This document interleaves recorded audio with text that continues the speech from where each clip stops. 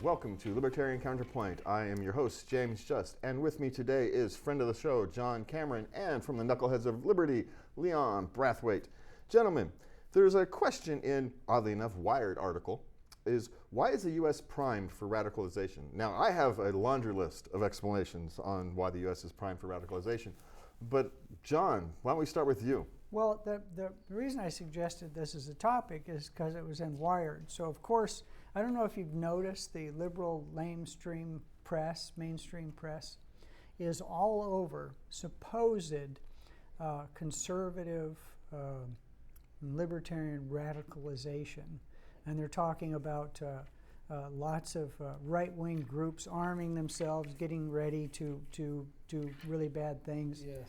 And it's all over the news everywhere. But what they're not talking about is the fact that nobody's done anything, and all of the real crimes of violence that have happened and the destruction of property have happened from people on the left. And they're defining radicalization to mean only conservative or libertarian people wanting to basically uphold the Constitution and personal liberties and all the rest of that. So since they have the bully pulpit and just about all, excuse me, reporters are, I hate the word liberal, socialist, communist. Their view of radical is a little bit different than everybody else's view of radical. And so when they're talking about radicalization, they're not talking about the fact that 38% of young people believe that communism is a good thing. They're not talking about fiat currency. They're not talking about all these things that 20 years ago everybody in the country would have been up in arms about. They're talking about some people who are, there's some lunatics out there on the right, and there's some lunatics on the left. But to me, the real radicals are the people on the left, and they're not being talked about at all. We're accepting all the loony things that they're doing as norm, and then they're calling what would have been mainstream 10 or 15 years ago that the conservatives or the libertarians are talking about radical. So that's why I wanted to talk about that. Not that I think that people are being radicalized other than those on the left, and that's not being talked about at all. At all. You know, John, you raised such a good point, and this was the very same thing I was going to say. You know, the problem we have, I think, is the mainstream media, okay? Because the mainstream media accept all of the nonsense of the left. Because for the last 5, 6, 7 years, Antifa have been burning down the West Coast. Go up and down the West Coast. They have been active, okay? You know, I wonder how many times do you see anything about Antifa on the mainstream media? During the summer of 2020, Black Lives Matter was destroying property all over. Black Lives Matter and Antifa was destroying property all over. Billions and billions and billions of dollars in property were lost. And remember their name, Black Lives Matter. You know, most of the businesses that they burned down were in black neighborhoods. But Black Lives Matter. They're supposed to be standing up for black people. Okay? What about that radicalization?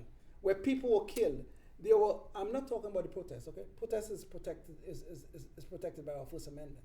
I'm talking about the riots. There were about, I think, 575 riots that were declared during the summer of 2020. And you know what the mainstream media was telling us? They were mostly peaceful protests. Mostly peaceful. You remember the thing is a fiery but peaceful protest, fiery, right? But As on the CNN, fire behind the building behind yeah. them Yes, burning, on CNN. Could you imagine that? They're burning with passion. Oh wait, Yes. that building's burning too. Point the camera that way. Yes. But when you're looking about this thing about radicalization, and they're always talking in this article, they're always talking about the radicalization supposedly on the right. Okay? And you're right, John. It's just people who believe in the Constitution. And people who believe in the Constitution, especially those who want to defend the Second Amendment, they're extremists. They are definitely extremists. This is what the mainstream media is pushing. But they never speak about the radicalization and all of the tyranny of the left and the intolerance that go on the left. They never talk about that. Actually, it's accepted. Because Black Lives Matter, they have taken $90 million or maybe $100 million, and up to now we don't know what they did with it. We know some of their leaders are living very comfortable lives. Well, they were until they were in jail. I wonder where the hell they got the money. George Soros. Corporate America. Corporate America. And a lot of people who donated to the cause, the theory of the cause, not the actual cause, right? Because of course people think Black Lives Matter, of course it does. But the notion of Black Lives Matter versus the organization. Yeah, the of Black Lives organization Matter. is basically a communist manifesto. They admit it. They're in trained, their what is it? charter. Trained Marxists. They Trained admit Marxists. they were In trained their Marxists. charter, Yeah, they're one of the talking about the leaders- destruction of the nuclear family. Exactly. That kids need to be raised by the state. These ideas are radical, not the idea that marriage, property, contract, enumerated rights, right to free speech, right to protest, right to bear arms, rights against unreasonable search and seizure, all the rest of that. So this is apparently what they define as radical. And I could go on and on and on, but I don't think I will. I want to push back a little bit on this notion about Black Lives Matter, okay? I don't know that why we have the word Black Lives Matter as important. Who said Black lives don't matter? That's like, Why don't we not start with the concept that we are all human beings and all lives matter? Why don't we start with that concept?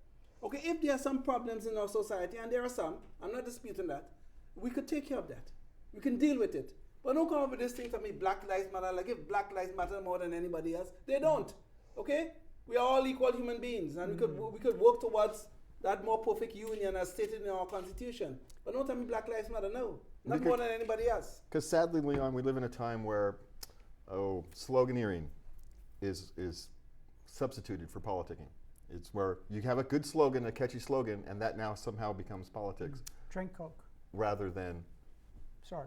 having Just an had to actual political discussion, having an actual discussion about political philosophy, having the actual discussion. It's very easy. You slap a label on it. Everybody interprets that how they want, right? Everybody gets to interpret. Black Lives Matter. We all get to interpret that how we want, right? Every single one of us. True. It means absolutely nothing. True. But it means this whole big thing at the same time, right? That's the problem. But James, John too. Listen, Still I going. don't mind. I have no problem with slogan. Somebody find a nice, catchy slogan, and they want us all to hear it. I don't mind that, because politicians do that.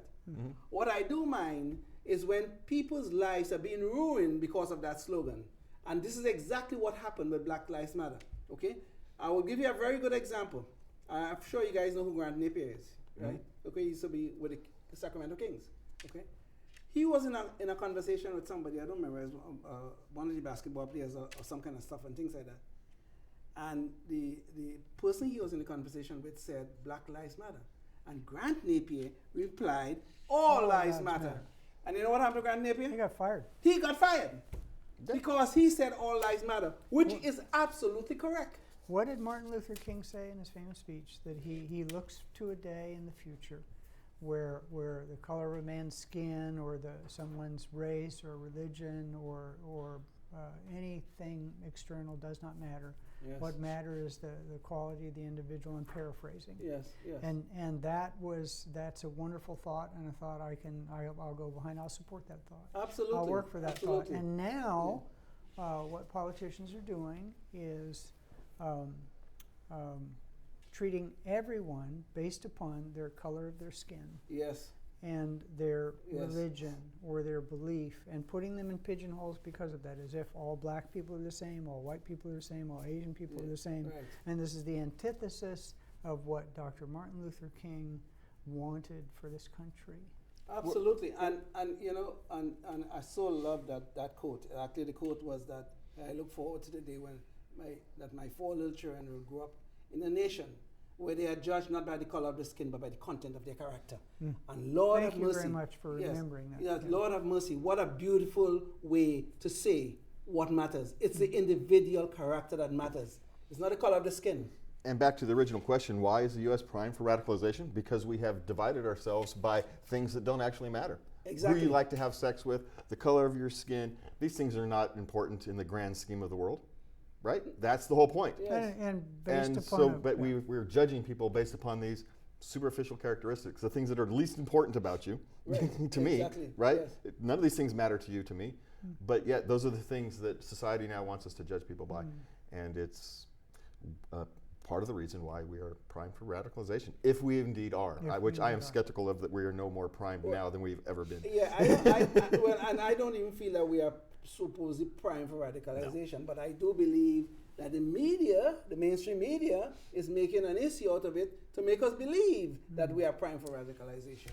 And it's coming from the right. Yeah, the people who are telling us we're primed for radicalization are actually priming us for radicalization. And all these conspiracies and everything. God. And so we got a news. Let's going to move on for a minute, because my house is cold at the moment. Or it is? It is cold at the moment because my heater is broken, my gas heater, which if I was building a new house in California, I couldn't build a new put a gas heater in there.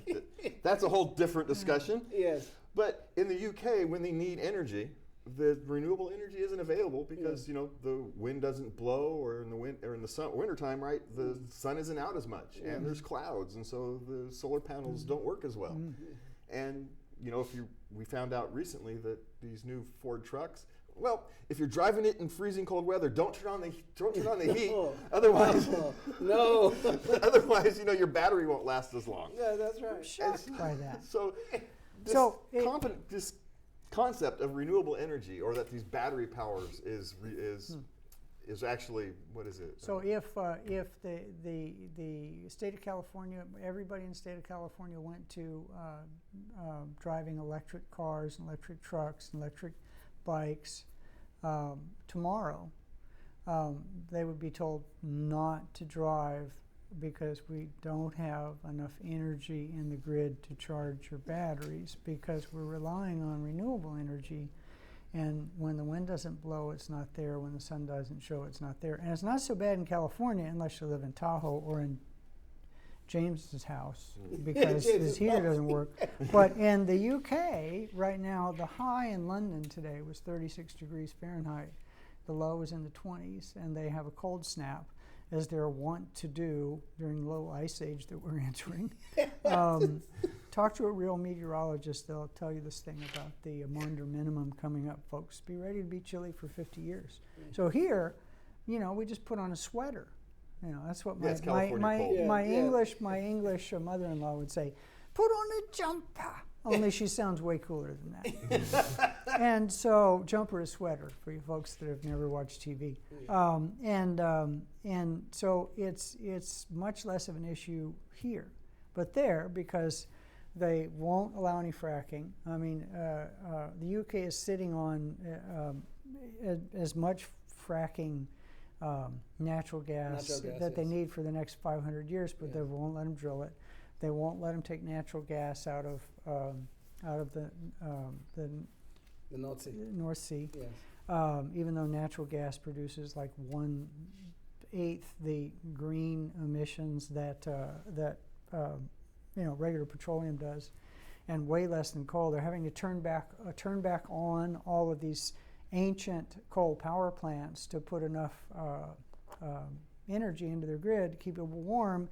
And they know in England right now that some people are going to freeze in England. This is not a third world country, not a second world country. This was the country that basically invented the Industrial Revolution. Exactly. And they have the wherewithal to do it, but the radical environmentalists there glue themselves to the roads to stop traffic. They do all sorts of crazy things. So renewable energy is a wonderful idea as an adjunct to something like nice, clean, safe nuclear power. And nuclear power is the only power out there that the waste is contained. Waste is contained. And in France, they don't have any waste because they recycle 95% of it. But sometimes the wind don't blow, and sometimes the sun don't shine. So what are you gonna do? So freeze. Freeze. That's what they're gonna do. Exactly. So let me say this, okay? And I want everybody to understand what I'm about to say. There's no such thing as renewable energy. It is a nonsensical statement promoted by the environmental left and my former employer, the California Energy Commission. I'm talking about you, yes. Okay? Let me tell you something, okay? The wind and the sun are sources of raw energy, okay? They are sources of raw energy. Now, those sources of raw energy must be converted. All forms of energy that raw energy, it must be converted. Before we could get these lights right here in this studio, that is usable energy. And that usable energy comes from that raw energy, but it must be converted in the center. But what do you think they use to convert it? They use all sorts of non-renewable stuff to convert the energy.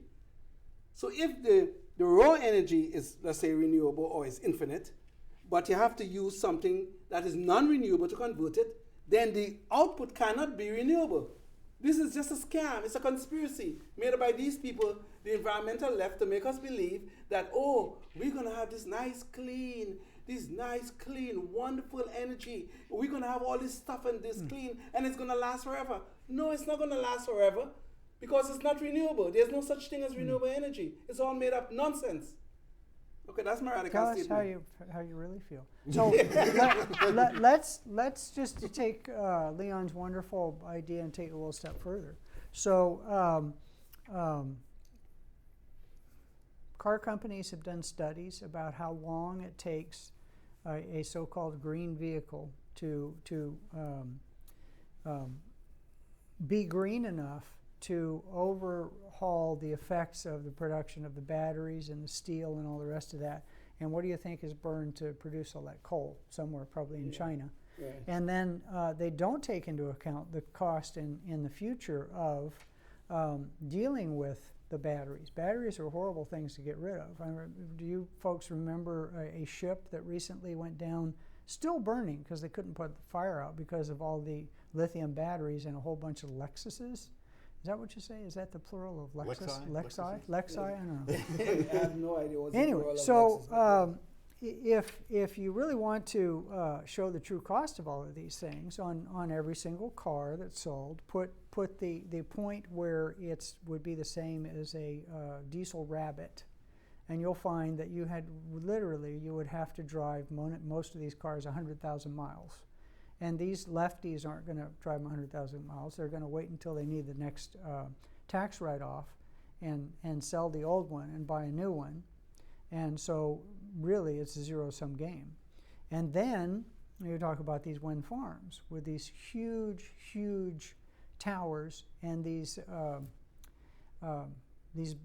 turbine blades that not only in Altamont Pass have already killed in one wind farm. My buddy who's in the industry calls them tax farms. 1,000 golden eagles in one place. Yes. 1,000 golden eagles. Yes. What are you going to do when those things wear out? Where are you going to put those blades? You can't recycle those blades, folks. They're going to go in a landfill somewhere. And the cost to produce them isn't factored into it either. So we could go on and on and on about this, but finally, even the governor of California is seeing some sense. The last remaining nuclear power plant is going to be kept open. Yeah, they're planning, recommissioning power plants, nuclear power plants all over the world. They're planning new ones, and some are licensed, and there's going to be some that are finally paid for by people like Bill Gates and Warren Buffett. So there is hope if we don't freeze this winter. Well, you see, the complication of this so-called renewable energy, first of all, you already stated it. The sun don't shine all the time, and the wind don't blow all the time. But there's an even bigger problem, and this is an engineering problem. This is not politics. This is a very bigger problem. But I don't want to get too much in the weeds. It's something called energy density.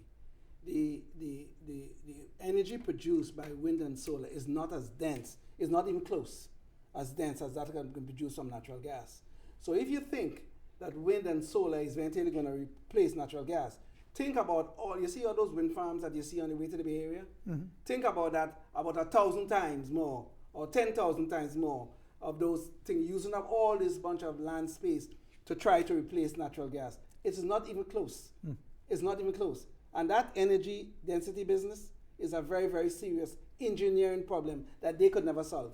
No matter how much they tell you, oh, it's going to be so clean. No, it's not clean. Look at what John Des told you. It's killing the birds. It's frying the birds with the solar farms, and it's killing the birds with those windmills. I mean, this thing is going on. And then when the wind don't blow and the sun don't shine, then what do? They have to get natural gas to back up to back us up. But so they don't have it, so they have to use coal, which they think is horrible. Right, and then they have to use coal. So we have to keep the lights on. You know what happened last summer? Didn't you get a text that the governor telling you, oh, you better be careful, you better turn down your thermostat or whatever and all this stuff? We got a text saying how bad things were. I got one.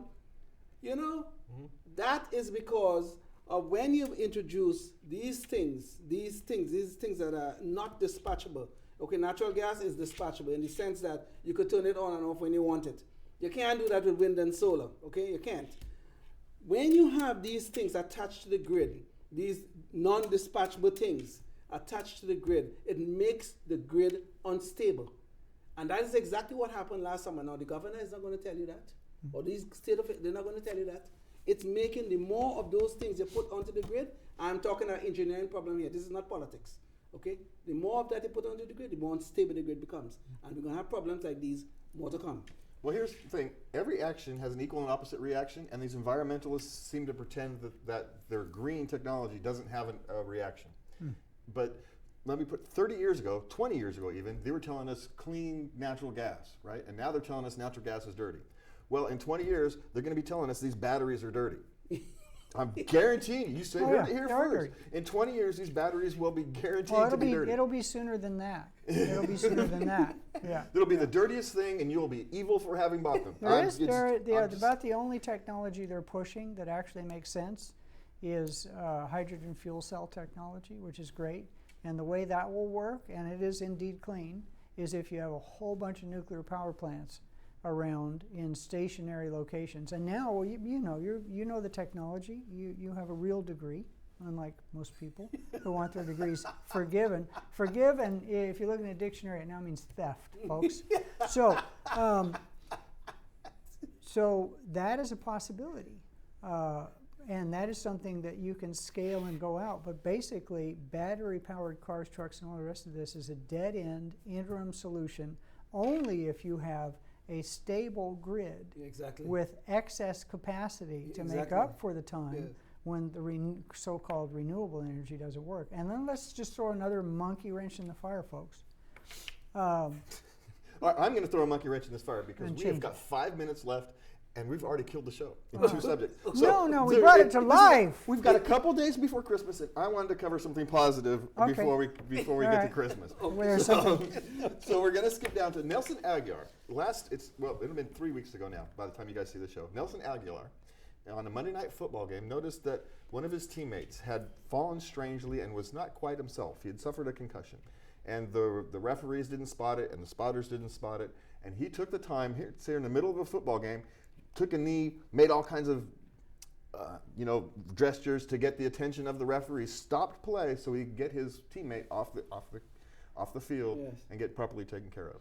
And I wanted to make sure that we noticed this, because this is something that has always kind of baffled me about football. These football players, they get hurt a lot, but there's this camaraderie, right? Should be. That goes beyond the team, right? The other team, when a player gets hurt, everybody's affected, not just the one team. It emotionally impacts the other team because it could be them. Exactly.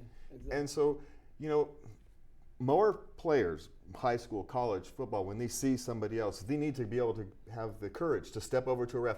Hey, something's wrong. Can you guys check him out? And I greatly appreciate that Nelson Aguilar did that on a Monday Night Football game, a national audience. I think it was very important, and I want to thank him and everybody else who does that. It was, I think it was a great thing. Can I talk about some? Oh, you go ahead. No, go ahead, John. So there's Steve Young, former quarterback of the San Francisco 49ers, is a very passionate person about this stuff, because he said, what will happen if you get a knee taken out, but we don't know what's going to happen with head injuries. But there is a technology that exists, because all the things you're talking about are observational. Does the person seem all right? Can they talk? Can they answer questions? But I've had some concussions, and they're tricky things. They're very hard to figure out. But apparently in college football, there is a technology where they put you on a device and they watch your eyes, and based upon eye movements to follow stuff on the screen, they can instantly tell, scientifically, 100% whether or not you are suffering from a concussion. But for some reason, that technology is not in the NFL. So friends and neighbors call up your president of the team, I'm sure you know him, and tell them they should have that technology because it exists. So And, there's and no the NFL doubt. doesn't have a money excuse, right? No. There's No. simply no No, monetary no, excuse. No, for the they're NFL. actually printing real money, not the fake money the government's printing. They're printing real money, folks. Yeah. No, but you know, when I read this story, I know we don't have very much time, but when I read this story, I was really touched by it to see a football player looking out for another one. You know, because concussions is a real problem in the NFL. It really is, and we have had some really bad stories about what happened to CTE later in life. yes, after their career is over. So I was really glad. I was really touched by this story. Okay. Yeah, no, I think it's important that we talk about these kind of stories as well, because you know we sit here, especially us, we sit here and we complain about the world. We Yes. complain about Me? politics. And Yes, we do, folks. we will go on rants, as you heard today. Especially me, folks. But you know, I think it's important that when we see something that is important, that is generally important, and sends a message to not just other football players, but to society at large, is it's okay to take care of your fellow human being. Exactly. It's okay to interrupt something that Yeah. feels I am important to my help your brother's fellow human being. Keeper. There we go. And guys, we have 2 minutes for Christmas. I want to sit here and I want to take about 30 seconds, and I want to thank everybody here at Access Sacramento who has spent the last 30 years helping libertarians spread their voice. Yes. And I want to thank, you know, the crews here. Today, Paul is in the studio. We miss Travis and Rick, who are usually here to help us. We miss them very much. We want to wish them a Merry Christmas. And for everybody who has been part of the Counterpoint team over the years, I want to wish you a Merry Christmas and a Happy New Year. Gentlemen, do you have any Christmas wishes? We've got Well, 2 minutes. I just want to wish my wife and my kids and my grandson a very Merry Christmas, and I look forward to 2023 with them. And I want to wish you guys and the whole Counterpoint team and the Knuckleheads team, I want to wish them a Merry Christmas and a Happy New Year, and I look forward to 2023. And I echo those sentiments. I have a wife that puts up with me, a mother-in-law that puts up with me, a daughter that puts up with me, and I've met me folks, so they're you know, they're heroic, and I wish them all to be their genuine selves and live the lives that they're supposed to be, and be safe and happy, and be thankful that, you know, I live a life, all of us lives lives better than 99% of the people on the planet, and better than the kings of countries 100 years ago could even conceive.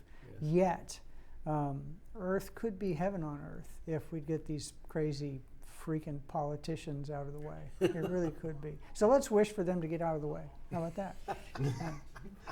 There was one more Christmas wish I wanted to give, and that is to Mr. Richard Fields, who has spent so many times in these chairs being the host of the show. Without him, this show does not exist. We stand on the shoulders of those who've come before, Indeed. and I greatly appreciate you, Mr. Fields. Thank you, Richard. Thank you, and thank you for watching us. You will see us next week on Libertarian Counterpoint. Good night, and please remember to love everybody. There you go. Play some music. Good show. I enjoy it. Leon, I always enjoy it when you're on the show. Thank you, sir. And I do